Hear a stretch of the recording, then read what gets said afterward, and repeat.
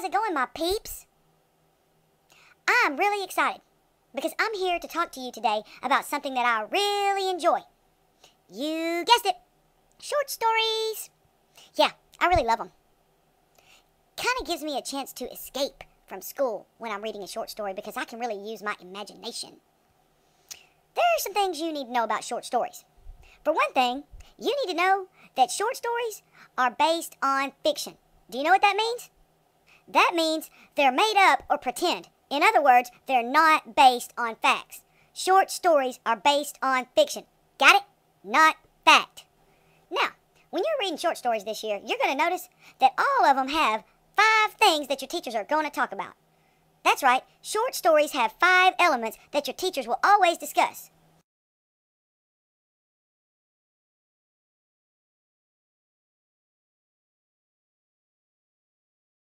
Okay, so I guess you can figure out that means you need to get these 5 things in your head.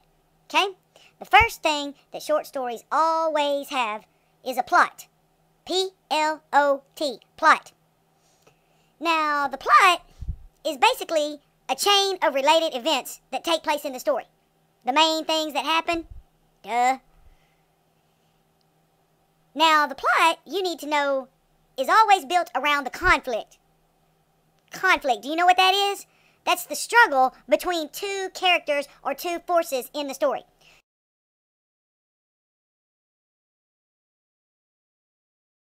So, the plot is a chain of related events that take place in the story, and the plot is always built around the conflict.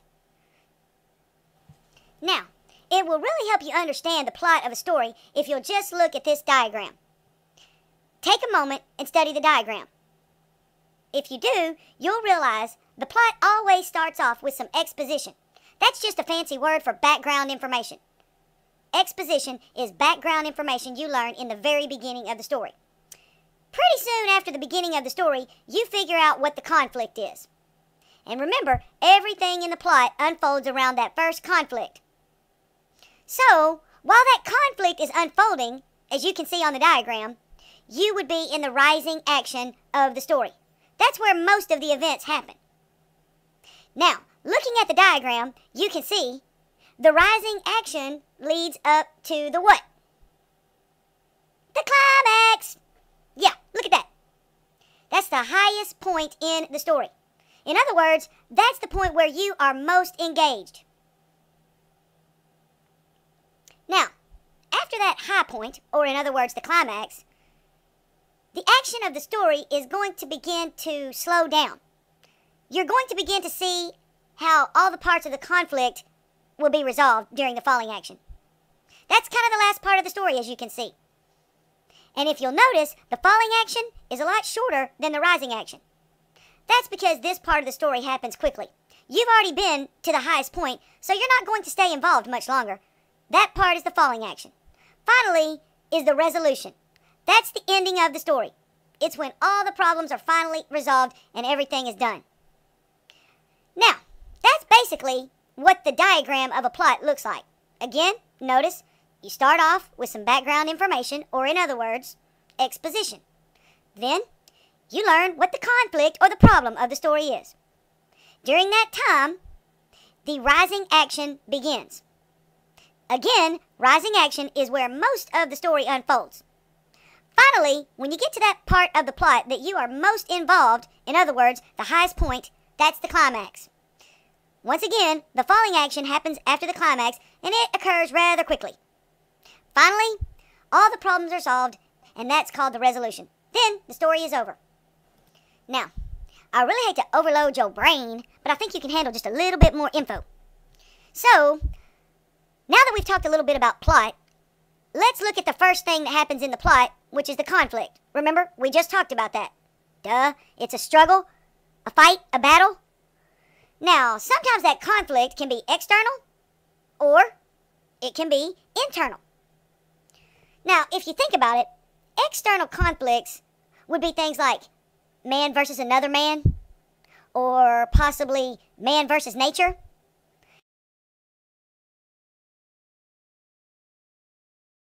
And it could even be man versus society. where one person is against a whole group of people. Those are all external conflicts. Again, man versus man versus nature, or man versus society. Those are all external conflicts. Remember that. Now, the other type of conflict is internal. That's when one character is struggling with his self, trying to figure out the right thing to do. Maybe his head is telling him to do one thing, but his heart is telling him to do something else. That's an internal conflict because the struggle is inside one character. So sometimes stories do have both internal and external conflicts. If you think about some of your favorite stories, I'm sure you'll be able to identify the conflict. Again, remember, it's what the plot of the story is built around, the conflict. So, plot was the number one element of short stories. All short stories must have a plot. Now, the second thing all short stories must have is characters. Characters are the people, or possibly the animals, or other things in the story. And by the way, I just want to point out that we learn about characters in a bunch of different ways. It's kind of the same way we learn about people in the real world. Sometimes we learn about them based on their looks. Sometimes we learn about them based on their words.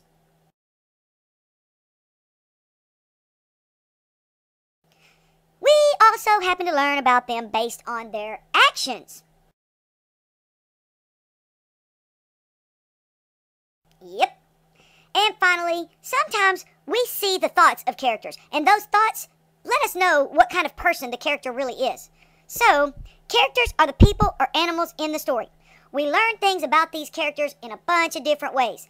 For instance, we look at their appearance, we look at their words, we look at their actions, and we look at their thoughts. Those things tell us about characters, just like they do about our friends. Thank you! Now, the number 3 element that all short stories have is a setting.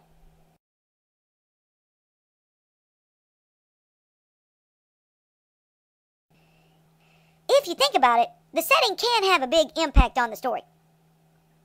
The setting kind of puts the reader in the story, and it creates an atmosphere by the positive or negative feelings associated with the place. So the setting is very important. Remember, it's the time and place of action in the story, and it does have an impact on the story. Now, we come to the number 4 element of short stories, and that is point of view. In other words, who's telling the story anyway? The point of view involves who is actually telling us the story, and that can make a difference on the story too.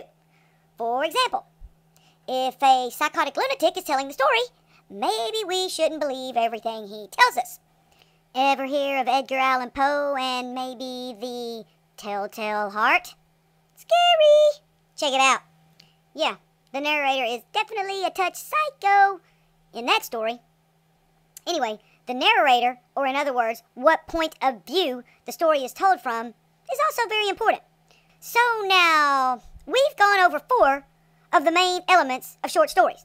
First we had the plot, next we had the characters, then we had the setting, then we had the point of view. We have one main element left, and that, my friends, my peeps, my home dog G skillets, is the theme.